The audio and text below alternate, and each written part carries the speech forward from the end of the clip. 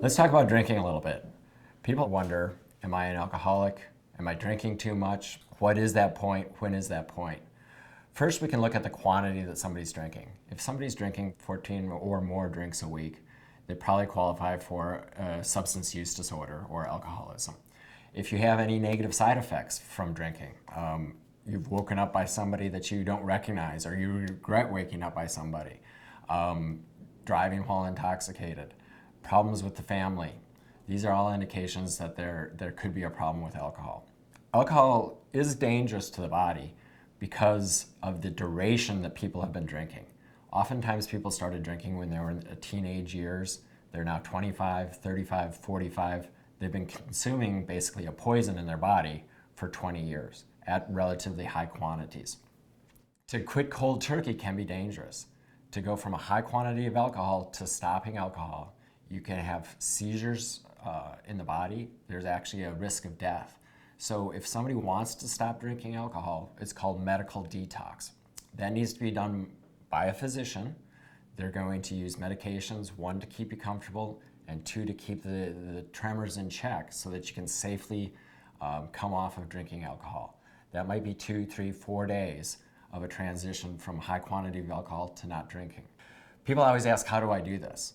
And I often say, the best thing that you can do is go to rehab. Everybody should go to a 30-day program to do a medical detox and start their recovery. But most people can't do that. First off, it's always expensive. A lot of people can't take the time away from family or work to do a 30-day program. So we can't make an argument against a 30-day program. Let's start with that being the best thing. The next level below that is called IOP, Intensive Outpatient Treatment. That's a little bit less structured than a 30-day program. You're going to go into a clinic every day, 3-4 times a week. There'll be drug testing involved. There is still a time commitment to that, and that could be expensive. It could be covered or not covered with your insurance. The third level down from that is like our program at Midtown Health and Wellness, where it's truly outpatient. But something like that is much more dependent on the motivation of the patient. You have to want recovery. You have to come in, you have to do the work, you have to be self-motivated, you need to go to therapy. Another common form of treatment for any addiction is a 12-step type program. Now it's kind of funny. People go to one meeting and they always say the same thing. I didn't like that program. It didn't work for me. It does not work in just one meeting. You have to go into it time and time again. Recovery is something that starts from the day that you want to quit or reduce your drinking for really a very long period of time. 12-step meetings work different ways. The first way is time. We know that in recovery, the first day of being sober is very important. 30 days is very important. 90 days is very important. 120 days and 1 year is very important. When you've gone from drinking or substance use, your brain is very accustomed to that drug, that medication. It doesn't work just stopping cold turkey, you're going to be fine the next day. Your brain is changed around the drug, changed around the alcohol. You do need time to sort of rewire your brain, fix your brain. So that's why just going to one meeting doesn't work. People always have the same hesitations around 12-step meetings. It's a religious program, it doesn't work for me, I'm not like those people. I always tell people you have to go to more than one meeting. You have to give it more shot than that. As far as it being a religious program, there's a spirituality aspect to it, a higher power aspect to it.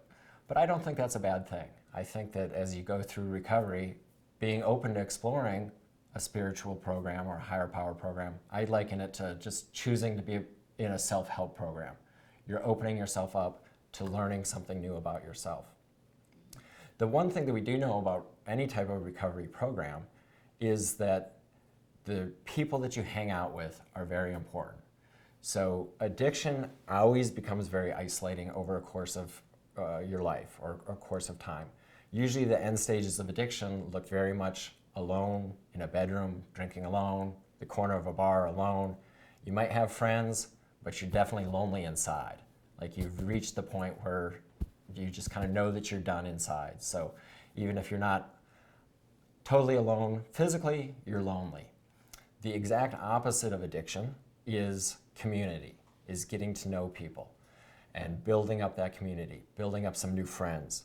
And that's by going to a 12-step meeting. You go to the same meeting once a week, twice a week. You start meeting some new people.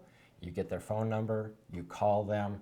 Now you've got a structure around you of some new friends that are all in recovery, and you're recovering together. So the exact opposite of isolation is making these new friends. And you just can't do that in one meeting. You have to go to multiple meetings. People in recovery are the exact same people that you were hanging out with at the bar. They're just a day more sober than you, a year more sober than you, 5 years more sober than you. So it's actually the same people that you were hanging out with. They've just chosen the self-help program to start recovery.